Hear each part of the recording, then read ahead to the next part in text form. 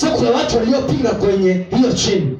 Hiyo chain sasa sova ambao tumeona ni chain. Tumeona hiyo chain. Kuna watu waliopinga katika hiyo chain. Hiyo process ya tukaona Kristo ofisi ile tukaistandi. Kuna watu waliopinga katika hiyo chain. Hebu tuone act. Matendo ya Mitume. Au Biblia ya Kiswahili mahali sichukue hii. Iko hapa. Unisaidia haraka tu. Act.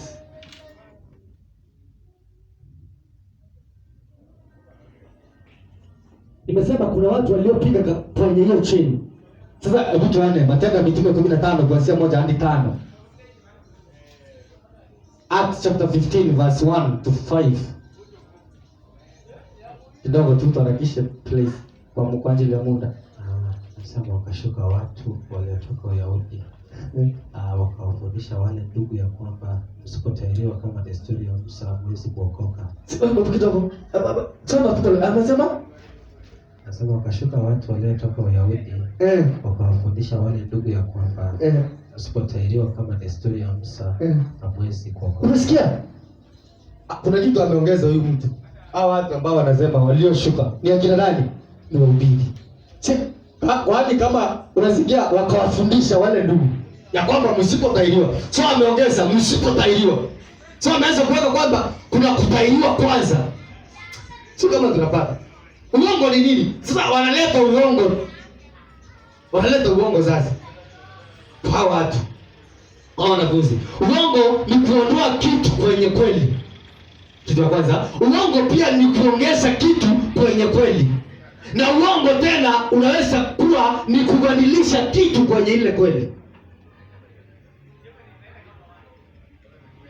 Hapo ndio tumefikia baada ya kusema kwamba eti ndio nikaona mfano niseme uongo. Uongo ni nini? Uongo ni kuongeza kitu. Yaani wakati ambapo unakuta sasa kuna kitu kilikuwa kimezebwa, yaani wewe unakuja na mambo yako unaongezea juu. Hiyo ni uongo. Ama kwa mfano ukikuta kitu ambacho kilikuwa kimezebwa ambacho ni kweli, alafu unatoa kitu katika ile kweli, hiyo ni uongo. Ama unabadilisha. Ama ukibadilisha, when you alter it, it's a lie.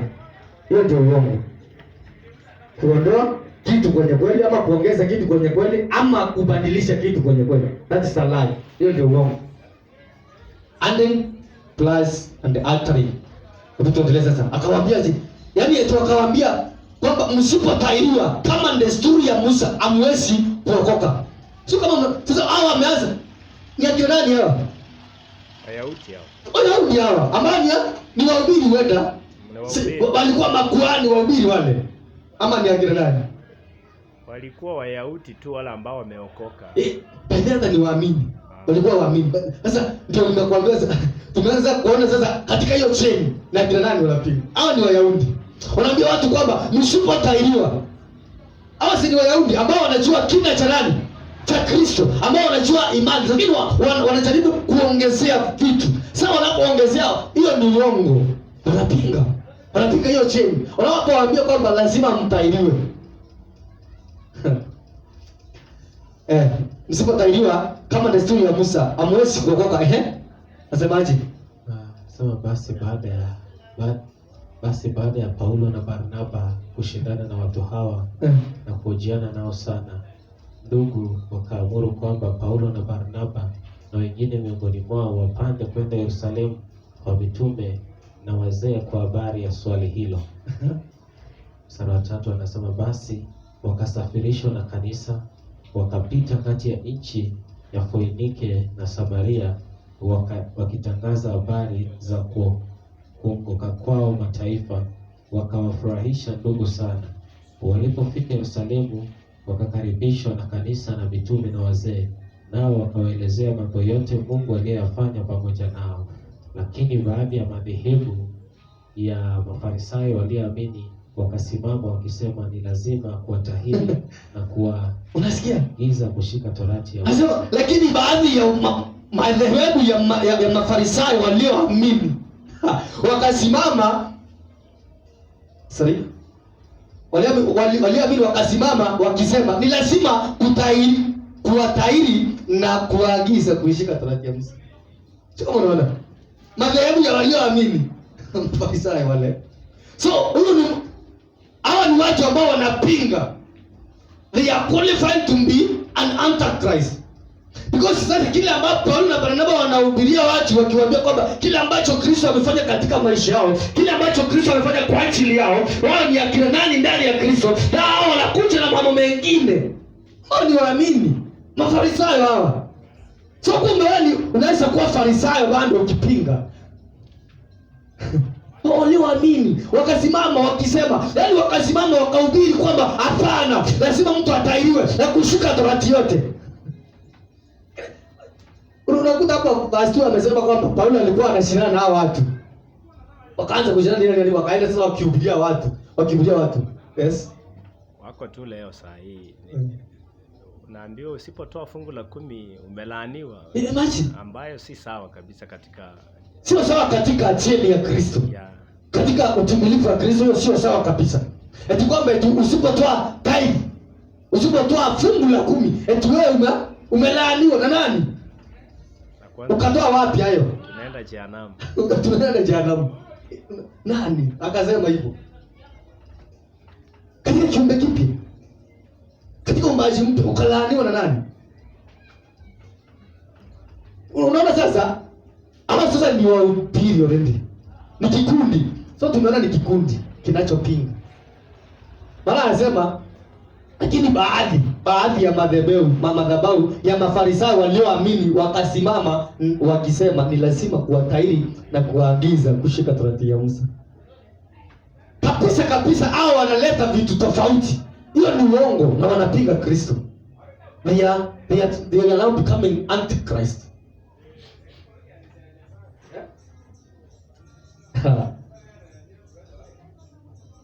Kimbia kidogo tuone Warumi 15 tafadhali.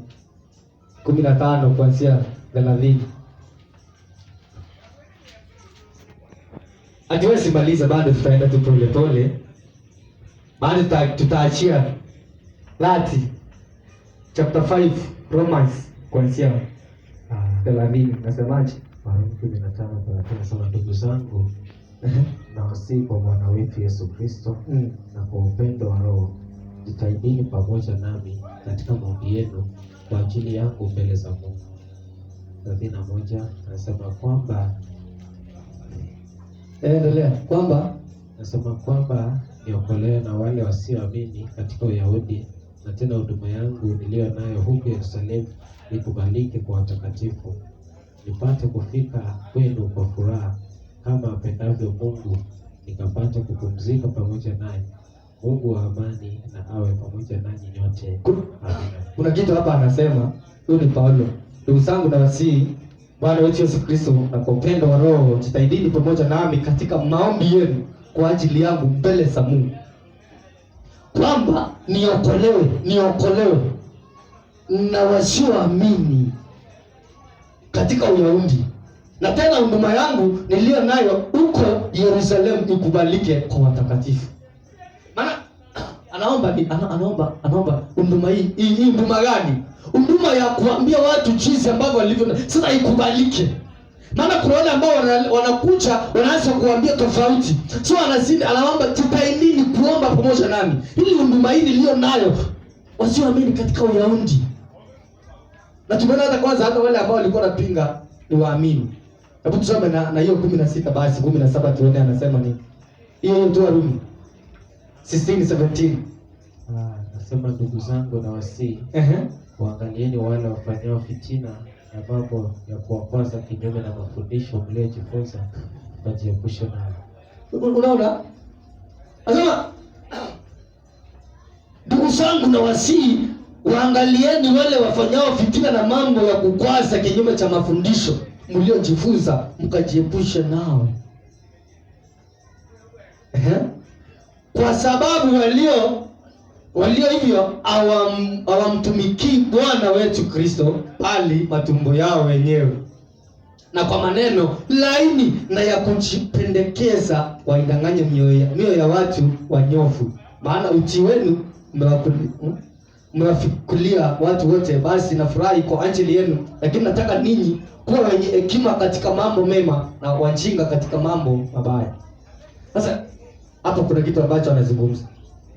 Bado tunaona ni akina ama wanafanyaje? Wanapingaje?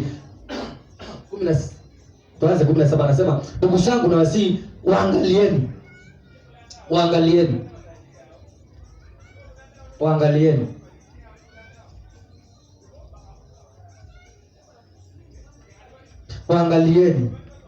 Akina nani? Hao wanaangalia. Waangalieni wale wafanyao fitina na mambo ya kukwasa kinyume na mafundisho mliojifunza. Kinyume na mafundisho. Sio kinyume na mafundisho. Wewe hata wewe kuwa muangalifu. Kinyume na kile ambacho umepokea katika Kristo. Ujiepushe na watu. Anaoleta anasema wanaoleta fitina kinyume cha mafundisho mliojifunza, mkajiepushe nao. Mfano mtu ayekuja aanze kukwambia aanze kuangalia hivi akwambie kulingana na vile ambavyo nimekuwa katika maombi ya siku 3 hivi, na nikaonyeshwa kuna kitu ambacho ufanye. Kuna watu ambao wanakuandama. So wewe tafuta sandaka ili ustoe. Kadi ya vile ambavyo ulivyotoa lazima usimame utoe kitu kisimamie. Jiepushe na huyo mtu. Huyo anapinga kile ambacho kiko ndani yako. Alafu nasemaje? 18 anasema, kwa sababu walio hivyo hawamtumikii Bwana wetu Yesu Kristo bali matumbo yao wenyewe. Matumbo yao wenyewe. Hapa matumbo haina maana. Unajua wakati mwingine hapo sema matumbo yao, unaanza kuona eti mtu ambaye unajua kuna kasumba kwamba mtu akiwa na tumbo maybe ako kwa idara fulani akianza kutoa tumbo kubwa eti ni mfisadi ama anakula rushwa. Haina maana hivyo. Unajua wakati mwingine unaweza kuwa umekondeana na unakula rushwa ama unadanganya. Si ni kweli?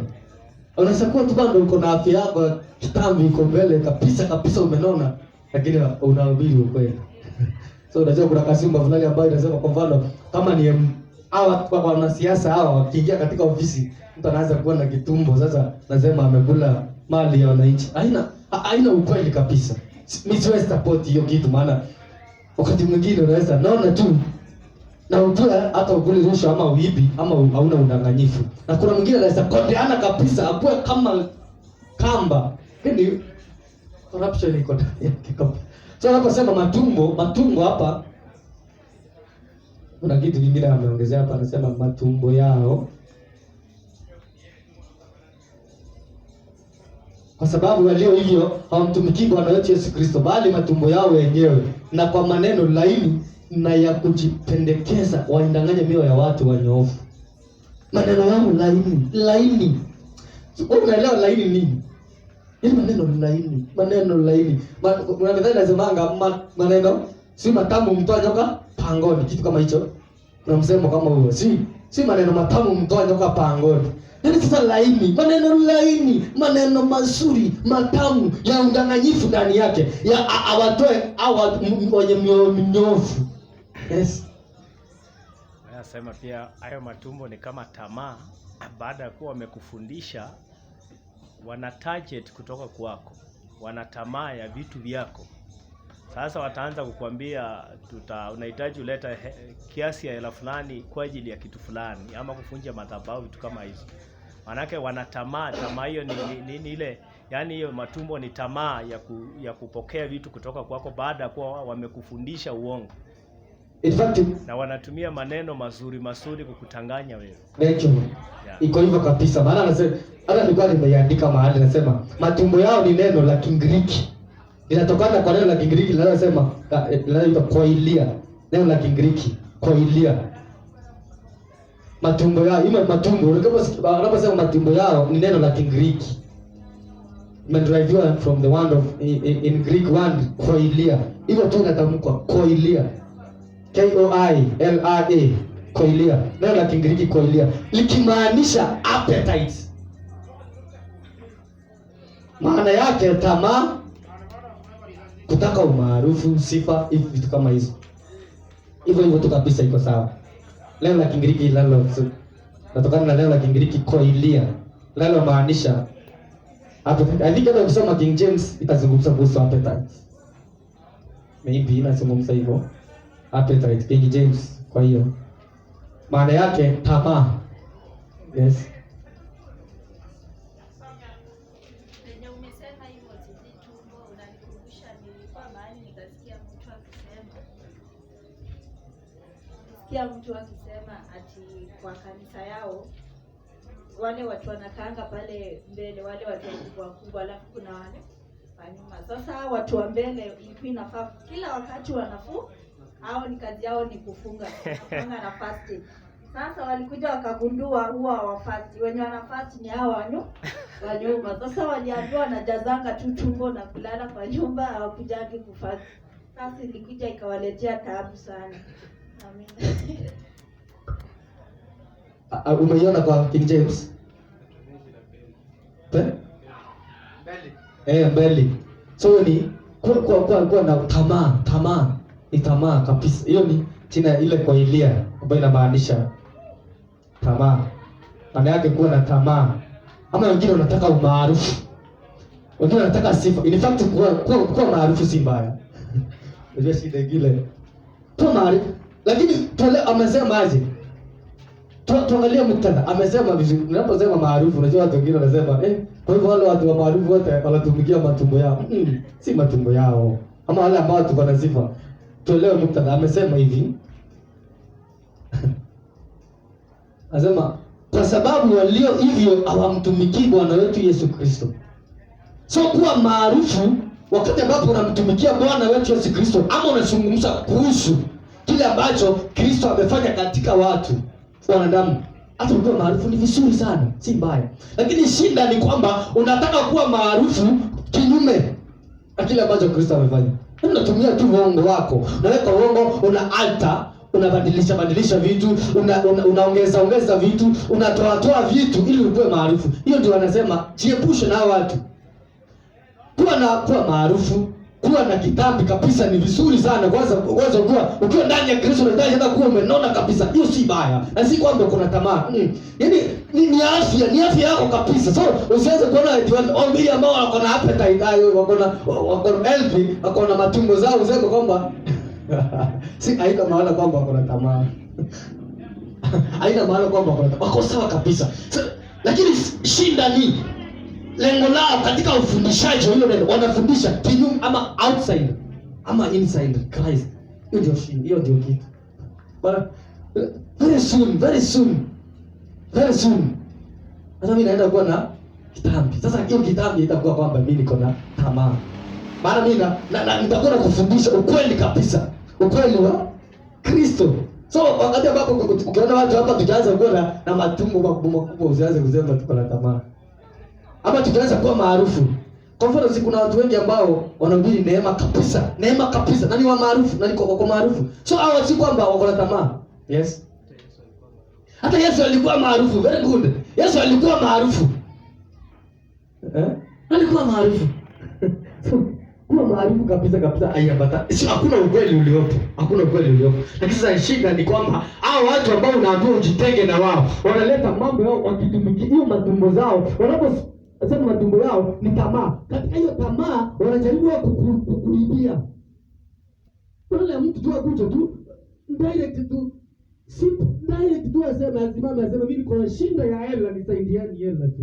Baada ya kukwambia wewe ni nani ndani ya Kristo, si asimame tu awaambie. Kama ni kwa congregation kama hapa, asimame aseme, badala ya kwanza kuata maandiko ama kuchange na kuongeza vitu kukudanganya. Si asimame tu atuambie, mimi nahitaji mkutano jamani. Nipeeni, nisaidieni.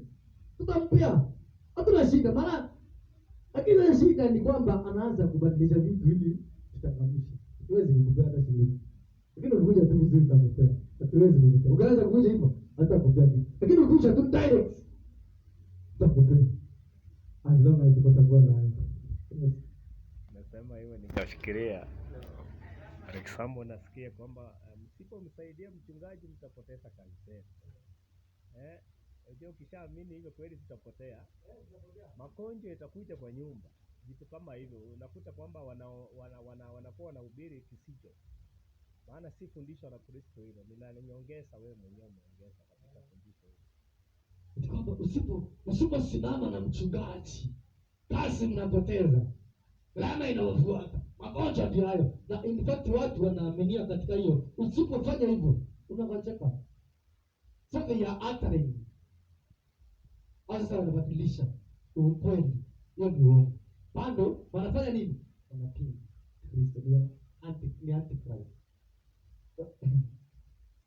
Hawa watu ambao tunasema matumbo yao wanaweza, yaani wale wanataka kupigiwa makofi. Yaani kupigiwa makofi. Yaani wanataka wakati mwingine ili aanze anaweza sema mahali ambao nikiona vile mkodoma kama watu wakodoma na sasa angalia hivi.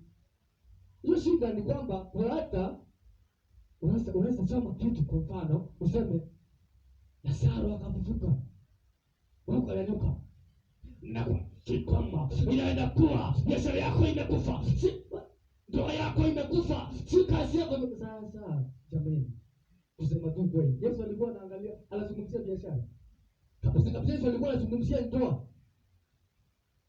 Anaweza angalia hivi aone vile watu wako dormant. Hiyo ndio kwanza. Hao watu wako hivyo. Naposema uongo, angalia anasema kwa mfano amepiga hiyo sasa kwa kufa, anasema Lazaro akafufuka, akanyanyuka.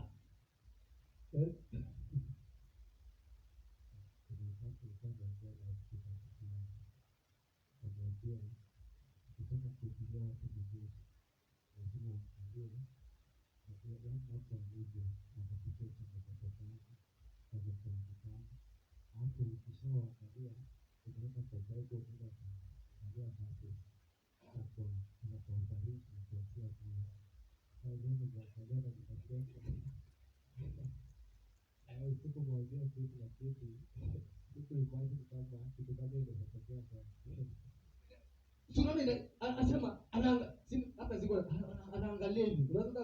Nani anasema kwamba alimwambia unaangalia kwa watu alafu unaangalia hali yao, ile mazingira wako. Kwa hivyo sasa hivi unakuta sasa vile ambavyo watu wamefinyika kabisa. Kuna corona nini na nini, watu wamepoteza kazi, wengine wengine biashara ziko chini, alafu anaangalia hivi anaona hapa kuna shida. Lazima watu wako wanapitia. Sasa alipoangalia tu kufa, akaona Lazaro akafufuka. Yaani akaanza kuruka tu, akachomoka tu na hiyo, akanyanyuka, akaanza kutema mambo. Yaani alafu anaongea na sauti kali, yaani sauti ya nguvu. Akasema nakutangazia, unaweza toa. Kuna biashara yako imekufa, kazi yako imeisha, pesa zako hakuna. Natangaza ufufuo. Kwa hiyo sasa majamani, sasa hadi anaanza maana obvious. Ameangalia akaona hao watu jinsi ambavyo walivyo. Kuna shinda fulani.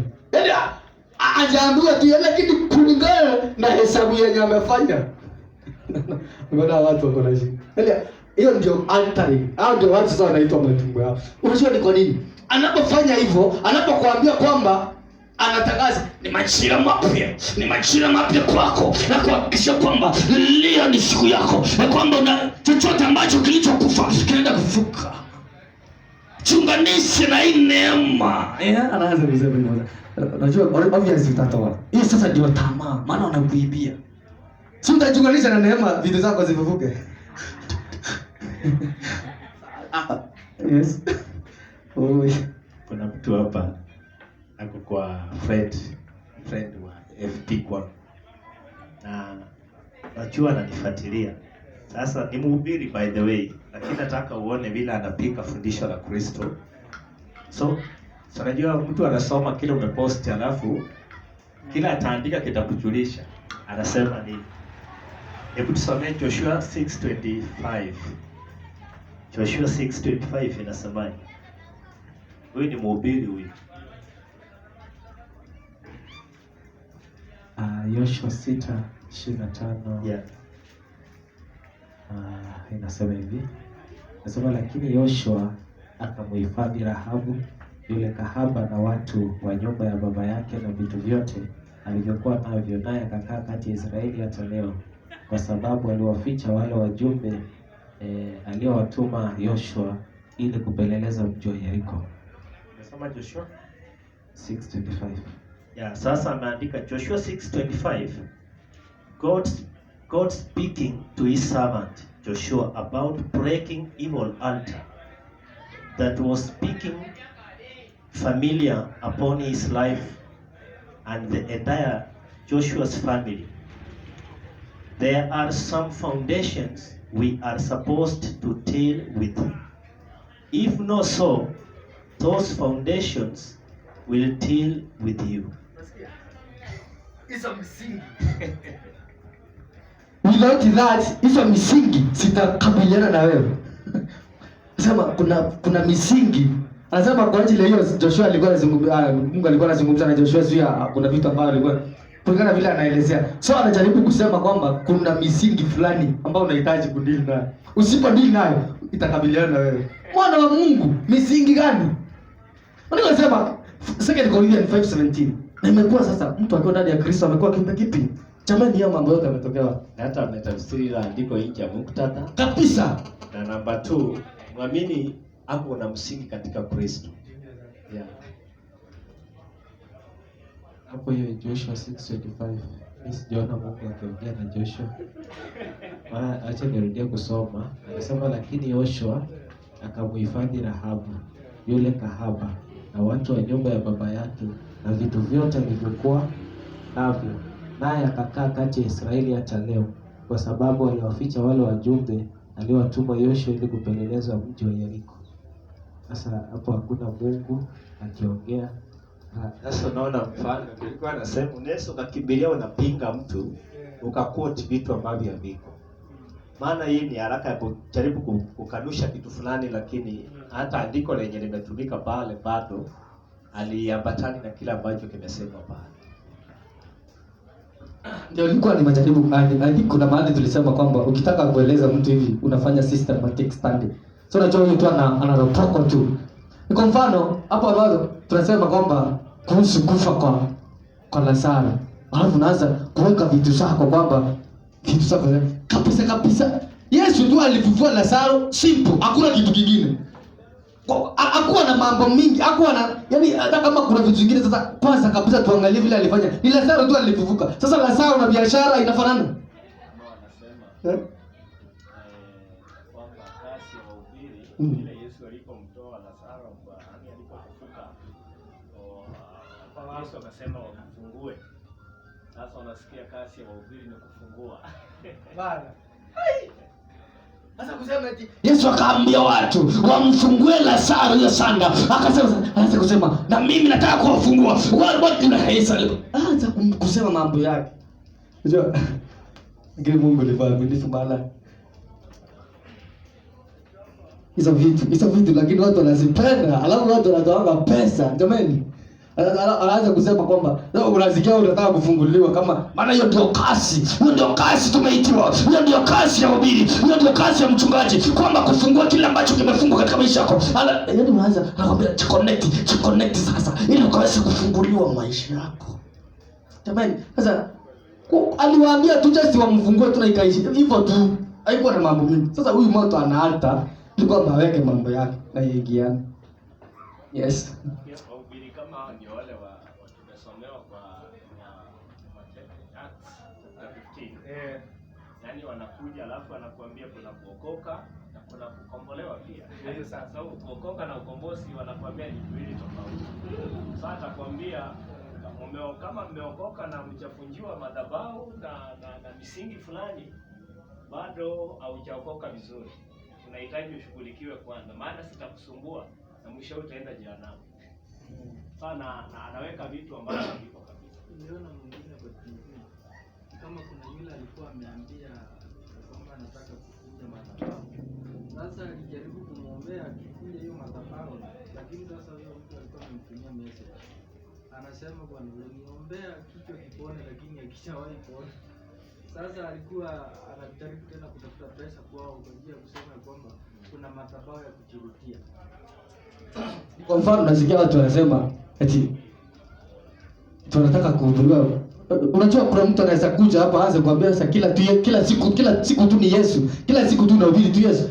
Hata sisi tuko na mambo yetu. Sio tuhubirie vitu vile ambavyo tutabarikiwa. Sasa nikwambie. Acha nikwambie wewe ambaye unaweza kusema hivyo. Hakuna mtu hata ukihubiriwa utapokea nini? In fact hakuna wakati utapokea.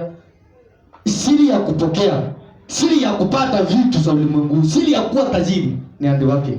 Ni akili, ujipange, uhifadhi, umanage mambo pesa yako ndio unaweza. Lakini zile hata kama tutakuhubiria hapa tukwambia utapokea, utafanyika. Afadhali tukuhubiria Kristo kwanza umuelewe. Maana hiyo ndio tumeitiwa. Unakuta sasa wengi, in fact anasema matajiri. Na kama basi matajiri wengi hata hawajaokoka. Sasa wanahubiriwa na nani mambo yao? Nani aliwahubiria?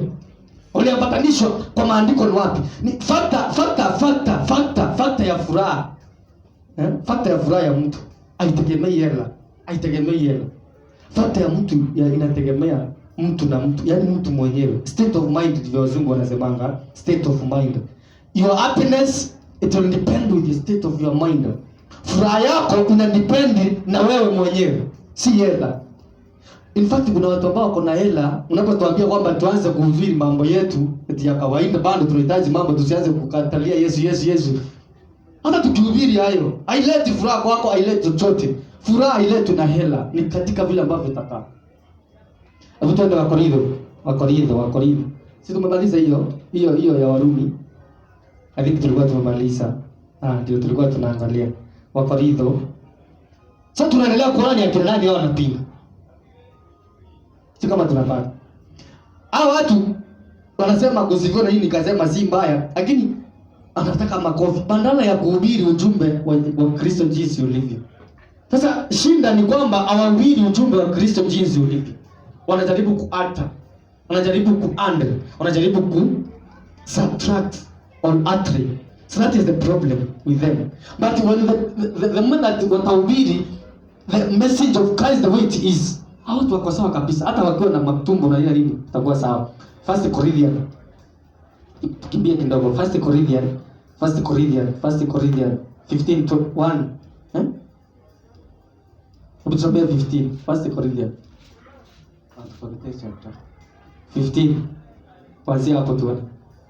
Nasema basi ndugu zangu na waarifu ile injili niliyowahubiri ambayo ndio mlioipokea na katika hiyo mnasimama. Sorry? Hebu enda 12. Hiyo 12 si hapo. Sianze moja. Anza 12. Hiyo 15, 12. Wakorintho 15 wa kwanza. 15 12 anasema basi ikiwa Kristo amehubiriwa kwamba amefufuka katika wafu, mbona baadhi yenu husema kwamba hakuna kiama ya wafu? Sasa kuna kitu nataka tuone hapo. Anasemaje? Anasema basi ikiwa Kristo anahubiriwa ya kwamba amefufuka katika wafu, mbona baadhi yenu husema kwamba hakuna kiama ya wafu? Kulikuwa na mambo kama haya. Watu wengine wanasema hapana, Yesu hakufufuka. Wengine wanasema aliibiwa. Wengine wanasema sasa hao watu walikuwa wanapinga Kristo.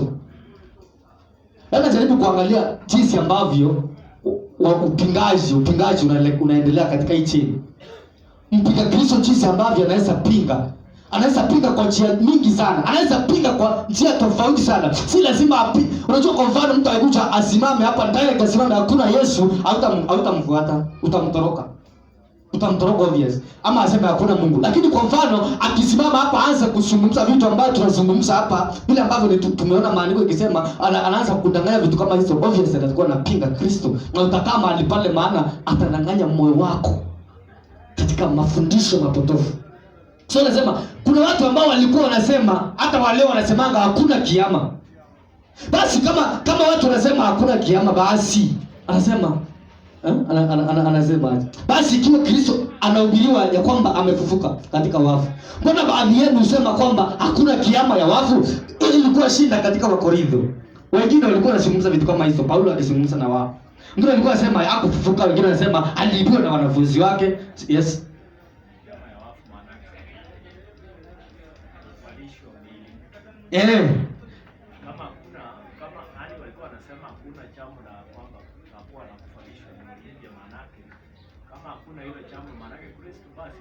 Kristo hakufufuka. Bado unapinga. Ikiwa kwamba wewe utaambia watu kwamba eti mtu akifa hapa mwili wa kawaida ni hivyo, imeisha hivyo. Ama kwamba Yesu hakufufuka hiyo kuvalishwa mwili mpya, mwili wa utukufu nini, hakuna kitu kama hicho. Bado utakuwa unapinga Kristo. Hiyo ni katika upingaji. Sio kama tunapata. So wanapinga hao watu, au ni wapingaji. So unaweza kupinga njia hii ama sehemu hii, alafu hiyo nyingine upingi. Unapinga Kristo basi. Wewe ni antichrist. So Wakorintho wa pili. Twende 11 2 hadi 4. Kwa haraka kidogo. 11 2 hadi 4. Tusomee. 2 hadi 4. Anasema naonea wivu wa Mungu kwa kuwa naliwaposea mume mmoja ili nimletee Kristo bikira safi, lakini nachelea kama yule nyoka alivyodanganya Hawa kwa hila yake, asije akawaharibu fikra zenu mkauacha unyofu na usafi kwa Kristo.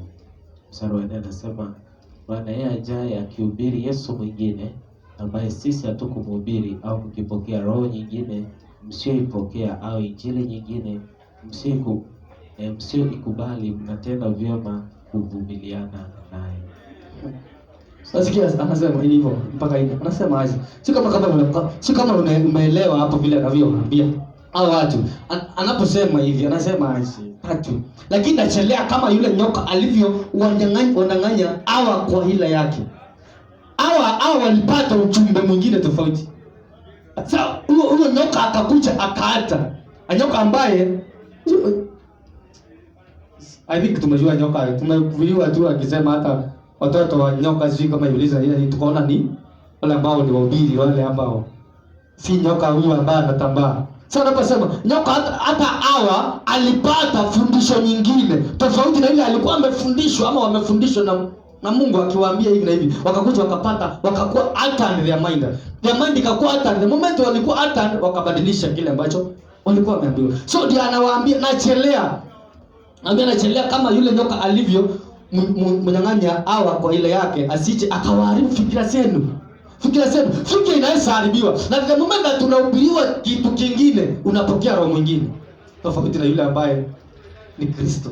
Unapokea roho mwingine. In fact, unaona sasa ukianza kuhubiriwa tofauti, utapokea roho mwingine ambaye si Roho Mtakatifu. Ambao utaanza kuona roho sasa, roho ile ambayo utapokea ndio utaanza kuona umeoleka na majini. Roho ile ambayo atakuletea mambo ya ndoa za majini, atakuletea umefukuzwa, atakuletea umekataliwa. Utaota hizo ndoto. Maana yule roho ambayo umekalia ni roho tofauti na Roho Mtakatifu. Sasa the moment utakuwa altered through the message, another message apart from huyo Kristo, lazima utapata roho mwingine. So anawaambia nachelea, anawaambia hapa nini?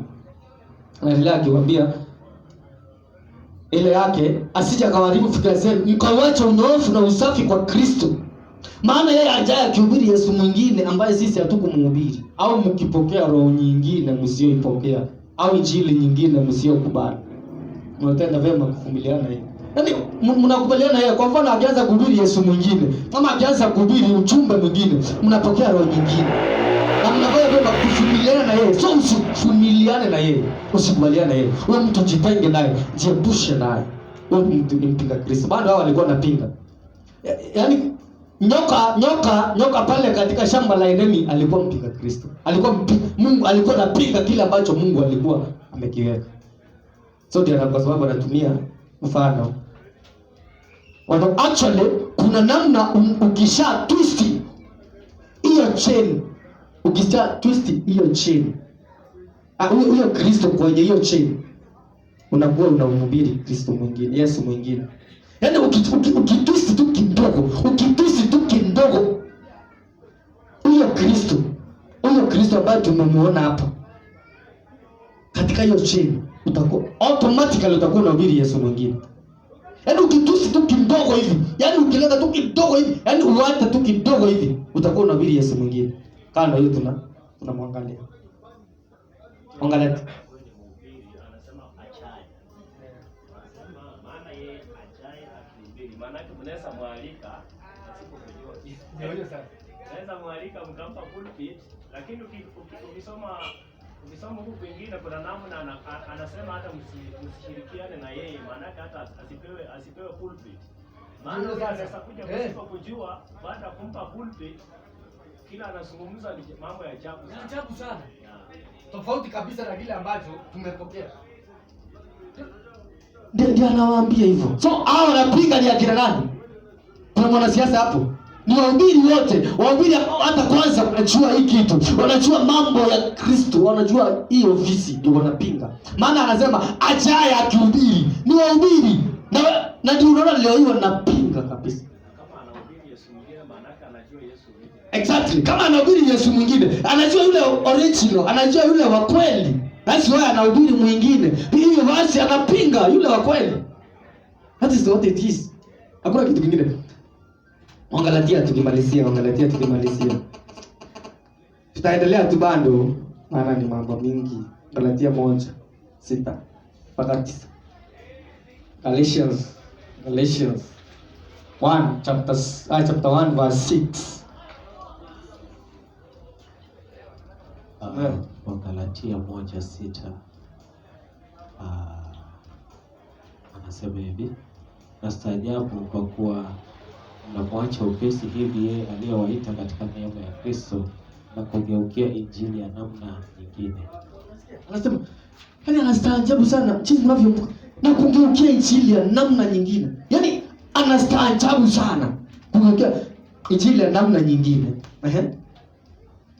Mstari wa 7, wala si nyingine, lakini wapo watu wawataabishao na kutaka kuigeuza injili ya Kristo. Hebu sikia. Kuna kitu ambacho anazungumza hapa. Nastaajabu kwa kuwa mnamwacha upesi hivi yeye aliyewaita katika neema ya Kristo na kugeukia injili ya namna nyingine. Namna nyingine. Hiyo namna nyingine. Hiyo kwanza namna nyingine. Namna nyingine. Namna nyingine ni heteros. Kwa la Greek heteros. Namna nyingine inatokana na jina la Kiebrania heteros.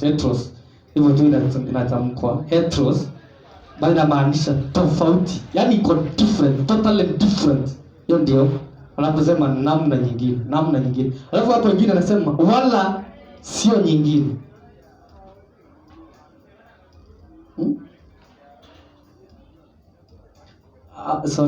Anasema nastaajabu kwa kuwa mnamwacha upesi yeye aliyewaita katika neema ya Kristo na kugeukia injili ya namna nyingine.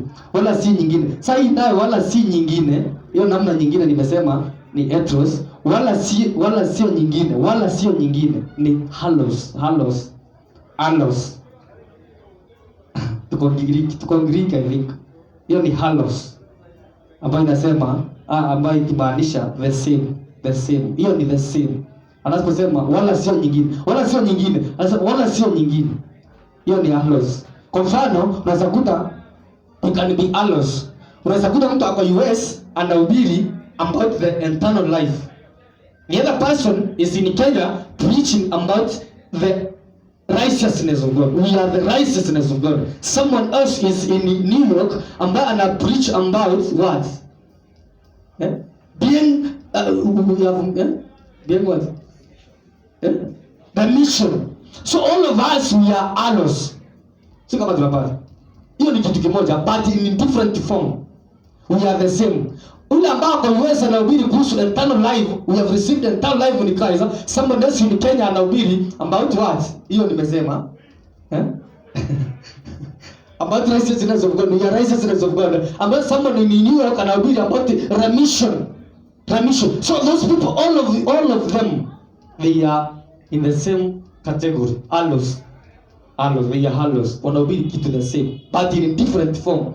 Alafu sasa ukikuta hii nyingine sasa anaposema namna nyingine ambayo ni heteros. Mfano mtu ako hapa anahubiri uzima wa milele uko nasi. Tumepokea uzima wa milele ama wokovu wa milele. Alafu kwa mwingine anasema hapana, wokovu wa milele bado hatujapokea uzima wa milele. Baada ya kufa sisi nini? Huyo ni heteros.